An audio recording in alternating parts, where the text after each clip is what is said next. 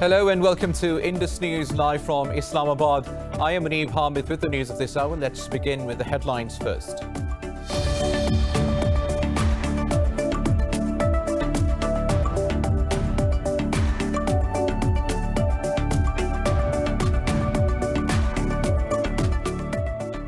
Pakistan's Foreign Minister Shah Mahmood Qureshi says all stakeholders of the intra-Afghan talks must be aware of the peace spoilers. He said this during a meeting with Chairman of Afghan High Council for National Reconciliation, Abdullah, who is in Pakistan on a 3-day visit. Qureshi said there is no military solution to the Afghan conflict and Islamabad supports Afghan-led, Afghan-owned peace process. Abdullah appreciated Pakistan's role for peace and stability in Afghanistan.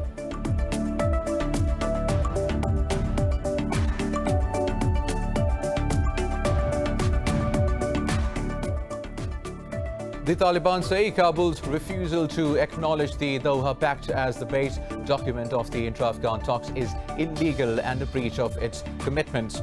In a statement, the Taliban said they will reserve the right to redefine their conditions for talks if Kabul seeks to withdraw from the Doha Accord.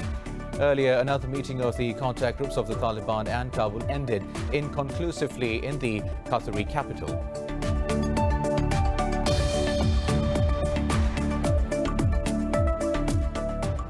Azerbaijan says it has captured 2 districts previously held by Armenia during the ongoing fierce fighting over the NagornoKarabakh region.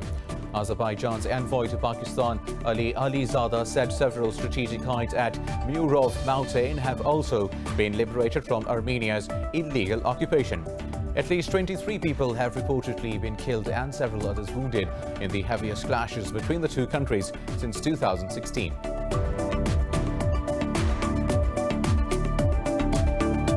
The new coronavirus has claimed more than 997,000 lives, infecting over 33 million across the globe.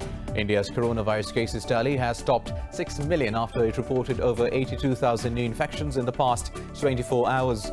The Indian Health Ministry said 1,039 COVID-19 patients died overnight, taking the count to over 95,000. In Pakistan, 9 more people have lost their lives to the virus since yesterday, bringing the death toll to 6,466.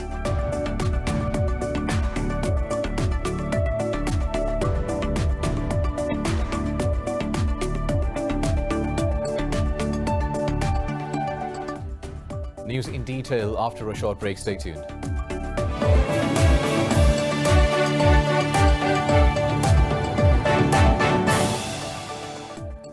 Welcome back. Now let's have the news in detail. Pakistan's Foreign Minister Shah Mahmood Qureshi says all stakeholders of the intra-Afghan talks must be aware of peace spoilers.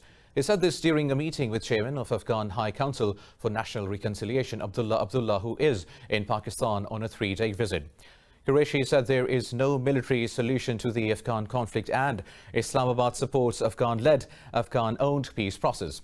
Abdullah appreciated Pakistan's role for peace and stability in Afghanistan. Abdullah also planted a sapling at the Ministry of Foreign Affairs. Earlier, Prime Minister Imran Khan's Special Advisor on Trade Abdul Razak Dawood received the Afghan dignitary at the airport in Islamabad. Abdullah, leading a 6-member delegation of the Reconciliation Council, will call on top leadership of Pakistan. Now, for the latest with this story, we have with us our correspondent in Islamabad, Isa Naqvi. Now, Isa, the Afghan delegation led by Dr. Abdullah has just concluded its first meeting at the Foreign Office. So, what was discussed during the meeting? Muneeb, the meeting has just concluded at the Ministry of Foreign Affairs in Islamabad, and the two sides, since it was a delegation level meeting, the two sides discussed in details the bilateral relationship between the two countries, the intra-Afghan negotiations, the overall progress in the Afghan peace process, and how Pakistan could help Afghanistan achieve lasting peace in the region and in the country. And we see that Pakistan has indeed stepped up efforts for bringing peace in Afghanistan. Twice, Islamabad hosted Taliban in last 1 year and paved the way for the negotiations with the US, and that has led to the initiation of intra-Afghan dialogue. Pakistan had invited Dr. Abdullah for this visit to Islamabad, which is being undertaken right now. He's going to have extensive engagements in Islamabad in the coming 2 days. He's going to call on the Prime Minister of Pakistan, Mr. Imran Khan. He's also going to hold discussions with top civil and military officials in Islamabad. He's also expected to deliver a keynote address at the Institute of Strategic Studies of Islamabad. And we know that Prime Minister of Pakistan also spoke with Afghan President Ashraf Ghani just 2 days ago, in which he was given an invitation to visit Afghanistan, and Pakistan's Prime Minister also accepted this invitation. So this high-level exchanges we are seeing, and Dr. Abdullah and Shah Mahmood Qureshi discussed in detail that how Pakistan could help Afghanistan in the intra-Afghan dialogue, and Pakistan's foreign minister said that Pakistan played its part, and the only solution to the Afghan conflict is an Afghan-led, Afghan-owned peace process, and the stakeholders must be aware of spoilers who could disrupt the peace process. Right. Could you also tell us that what other engagements are scheduled for the visiting Afghan delegation? Well, they are going to, since the visit has just started, they have not issued an exact schedule of the meetings, but we've been told informally by the Foreign Office that Dr. Abdullah is going to hold meetings with Prime Minister of Pakistan, Mr. Imran Khan, and also top civil and military officials. Right, Nakvi reporting from Islamabad. Thank you. Now, moving on with the news stories, the Taliban say Kabul's refusal to acknowledge the Doha Pact as the base document of the intra-Afghan talks is illegal and a breach of its commitments. In a statement, the Taliban said they will reserve the right to redefine their conditions for talks if Kabul seeks to withdraw from the Doha Accord. They said the Kabul administration has been following every step as described in the Doha Pact, and this sudden refusal of its recognition is a clear breach. The Taliban said the Afghan government's acts will annul the efforts that led to international consensus and support for lasting peace in Afghanistan. Earlier, another meeting of the contact groups of the Taliban and Kabul ended inconclusively in Doha. Kabul's negotiator Nadir Nadri and Taliban spokesperson Dr. Naeem say such meetings will continue until a final agreement is reached.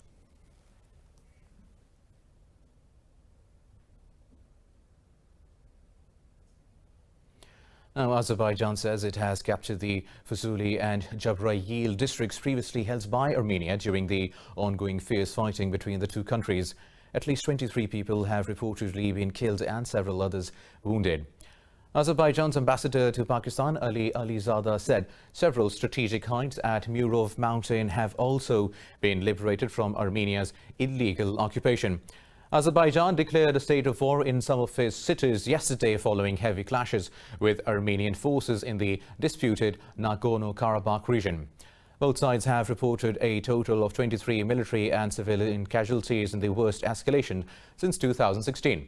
Azerbaijan President Ilham Aliyev says the blood of the martyrs will be avenged. As a result of the enemy shelling, there are casualties among the civilian population and military personnel. May Allah rest the souls of our martyrs. Their blood will not remain on the ground. The Azerbaijani army is currently shelling, striking the enemy's military positions, and as a result of these attacks, most of the enemy's military equipment was destroyed. This is another manifestation of Armenian fascism. Now, for more on this story, we are joined by political analyst James Dorsey. So thank you very much for your time. Now, Mr. James, the territorial dispute between Armenia and Azerbaijan has re-erupted with the heaviest clashes in years. So what can be the consequences of this war on the region and the world? First of all, we need to see what happens in the course of this fighting.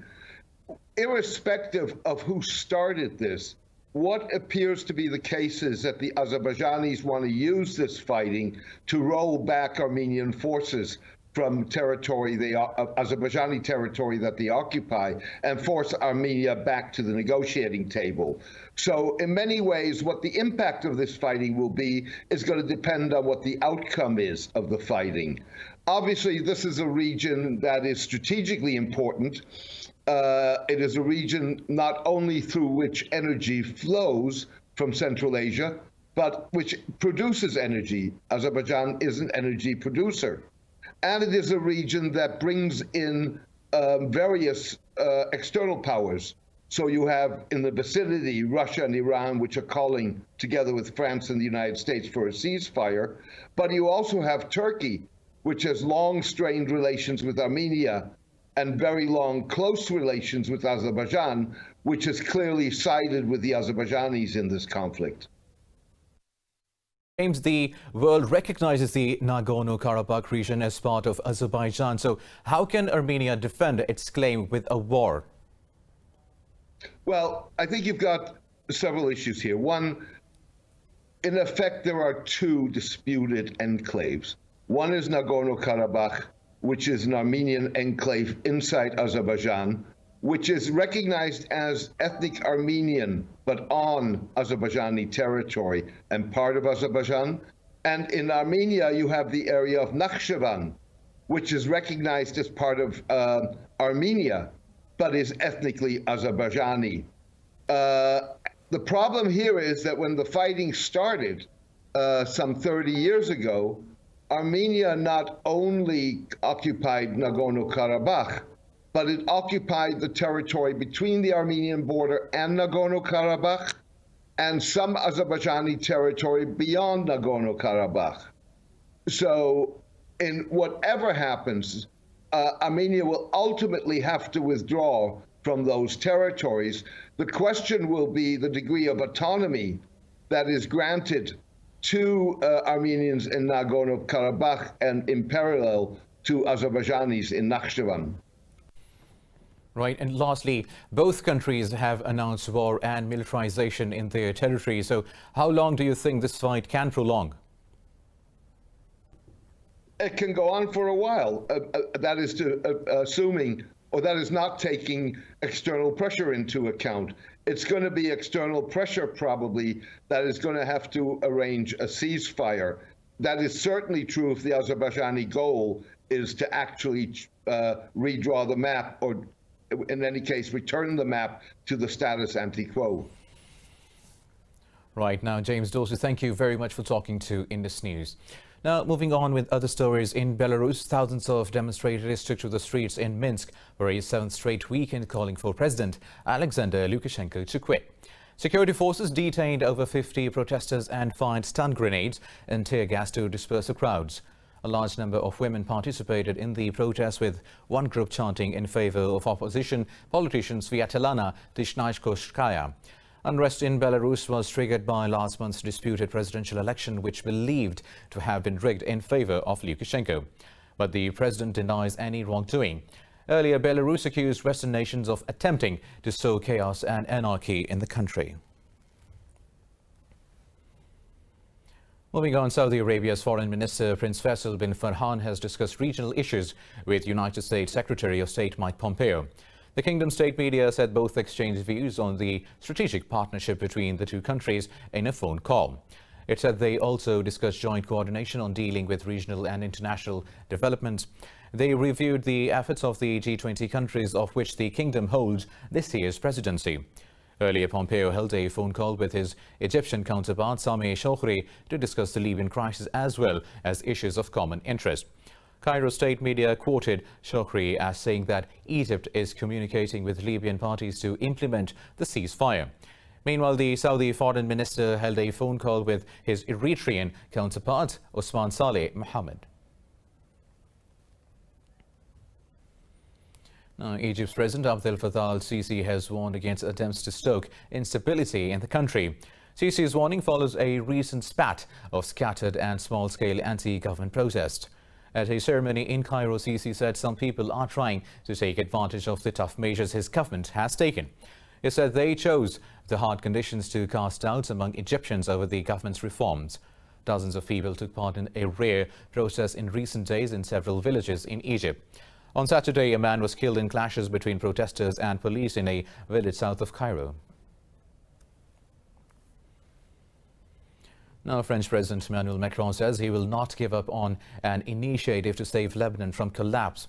At a press conference, Macron said he was ashamed of Lebanon's leader and will ramp up pressure on them to change course. The president said he is giving the rulers another 6 weeks to implement a French roadmap to bring the country back from chaos. As for now, he said there is no chance of imposing sanctions on Lebanon's leaders. Macron said he did not think that imposing sanctions will be useful at this stage. On Saturday, Lebanon's Prime Minister designate Mustafa Adib resigned after failing to make a non-partisan cabinet. Now, Mali's former Foreign Minister Mukhtar Wan has been named as the country's interim Prime Minister. The move is likely to trigger the lifting of sanctions from the West African bloc ECOWAS in the aftermath of the military coup last month. Besides being the Foreign Minister, he has also served as Mali's ambassador to the United Nations from 1995 to 2002. His appointment comes 2 days after retired Colonel Ban Dao was sworn in as the country's president and coup leader Colonel Assimi Goita as vice president.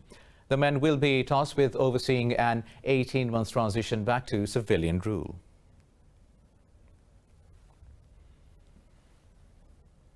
Meanwhile, Jordan's King Abdullah has dissolved the country's parliament, paving the way for an election in November. Under constitutional rules, the government must resign within a week. The king issued a royal decree ordering the dissolution of parliament, effective on Sunday. The assembly comprises 130 lawmakers, mainly pro-government tribal officials, businessmen and ex-security officials. In July, Jordan's Electoral Commission set 10th of November as the date for parliamentary elections. This comes after the monarch called for countrywide polls to be held at the end of the parliament's 4-year term. More news coming up after a short break. Stay tuned.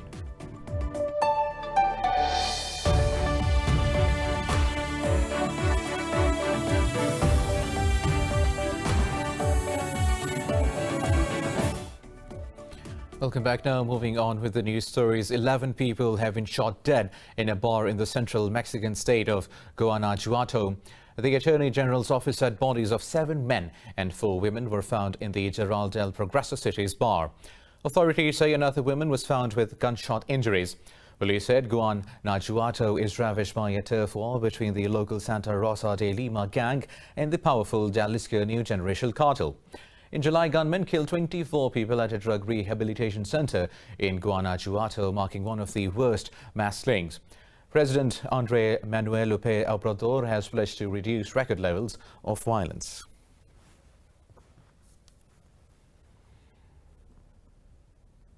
Now, the new coronavirus has claimed more than 997,000 lives, infecting over 33 million people across the globe. India's cases tally has topped 6 million after it reported over 82,000 new infections in the last 24 hours.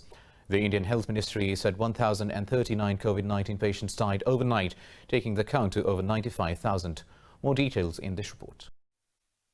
The graph of global COVID-19 cases is once again taking off, with a second wave gripping majority of the world. In the US, 21 states are reopening despite increased COVID-19 cases. Down in Latin America, the largest city in Brazil's Amazon region has closed bars and beaches to contain a fresh surge of cases. Criticism of President Jair Bolsonaro's repeated downplaying of the pandemic threat is now getting louder.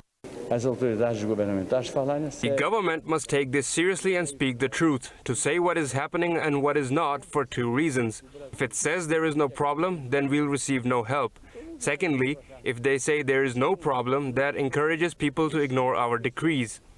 More restrictions are expected in Europe as coronavirus spreads rapidly through the region, rattling markets. While the UK mulls a possibility of another nationwide lockdown, France, Germany and Italy are becoming increasingly wary of possible imported cases. The situation in East is also getting worrisome, with the fatal virus now increasingly threatening lives of children in Iran.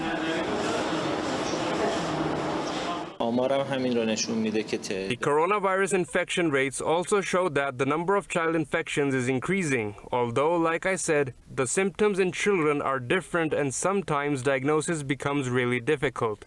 Mainland China has reported 21 new COVID-19 cases, saying all of them were imported. Meanwhile, Prime Minister Jacinda Ardern said travel between New Zealand and some states of Australia is possible before the end of the year. This comes as the virus has been largely contained in Down Under. Meanwhile, in Pakistan, 9 people have died from COVID-19 overnight, taking the toll to 6,466. The Health Ministry said 566 people tested positive over the past 24 hours, raising the number of active cases to over 8,000. The ministry said with a 95% recovery rate, over 296,000 patients have recovered from the disease. Sindh is still the most hit province with more than 136,000 infections, while over 99,000 cases have been reported in Punjab so far. The National Command and Operations Centre said 735 hospitals are providing facilities to nearly 700 patients admitted across the country.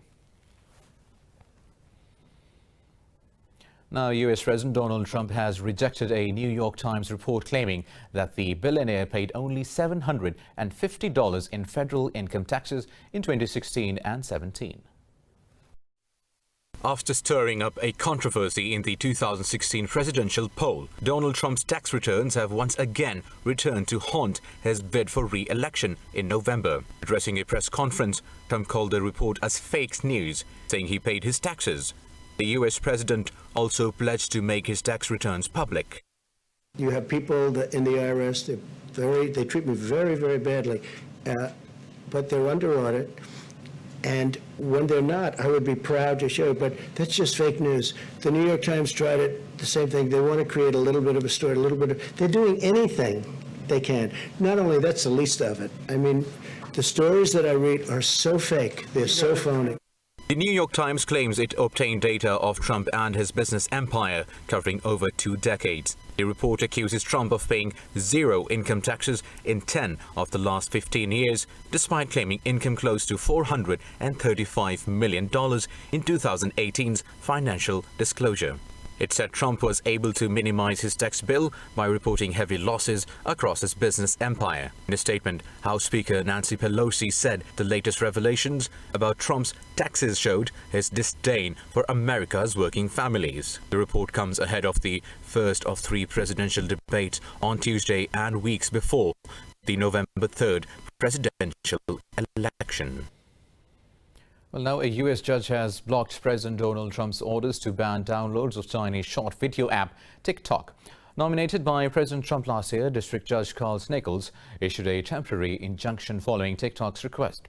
The judge, however, abstained from blocking other Commerce Department restrictions that are set to make TikTok unusable in the United States. During hearing, a TikTok's lawyer said in the wake of ongoing negotiations, the ban was unprecedented and irrational. TikTok argued that the restrictions were politically motivated amid the US and China tensions. Meanwhile, another judge in California has blocked a similar order from taking effect on WeChat, a Chinese messaging app.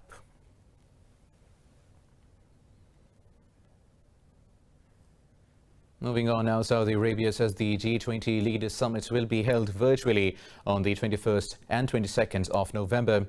In a statement, the G20 presidency said the summit will be chaired by Saudi Arabia's King Salman. The statement said the G20 is leading the fight against the global pandemic, taking swift and unprecedented actions to protect lives. It said the meeting will lay foundations for a better future to save lives in the future. The G20 has contributed over $21 billion to support the production, distribution and access to diagnostics, therapeutics and vaccines. It has also injected $11 trillion to safeguard the global economy and launched a debt suspension initiative for least developed countries.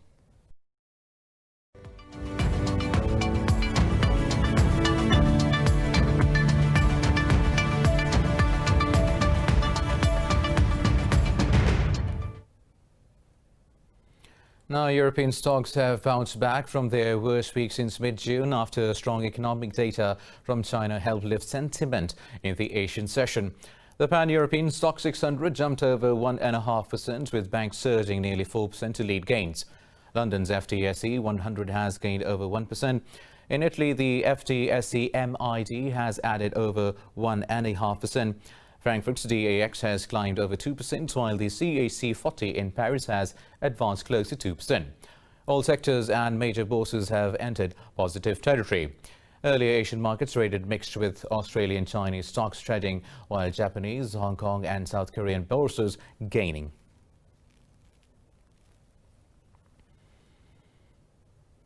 Now, the UK's Cabinet Office Minister Mikhail Gove is heading to Brussels to talk about Britain's future relationship with the European Union. Gove will meet European Commission Vice President Maros Sefcovic to discuss implementation of the Brexit deal. The UK government said it will carry out treaty obligations in good faith. Formal negotiations will resume on the 29th of September as the two sides attempt to agree a post-Brexit trade deal. The last round of talks ended after London introduced the Home Market Bill that allows the UK to bypass parts of the original Brexit deal. The EU spokesperson has warned if the bill passes, it will constitute an extremely serious violation of the withdrawal agreement and international law. The Brexit transition period, in which the UK has kept to EU trading rules, ends on the 31st of December.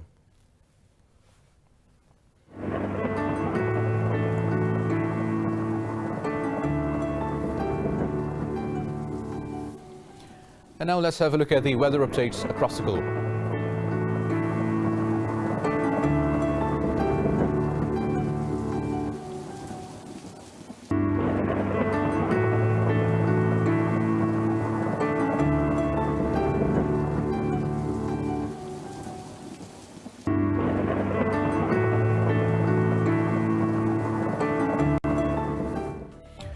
Well, that is all for now. For the latest updates, you can follow us on social media at indus.news. Take care.